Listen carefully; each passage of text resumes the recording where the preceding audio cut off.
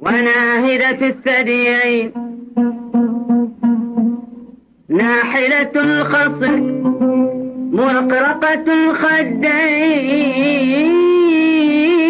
ليلية الشعر كلفت بها دارا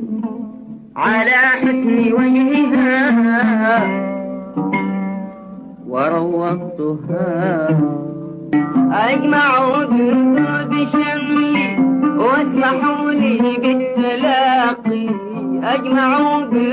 بشملي واسمحوا لي بالتلاقي واصلوا بالود حبلي فالنوامر والمذاقي نال أهل العشق قبلي نال أهل العشق قبلي في الهوى ما لا يطاق نال أهل العشق قبلي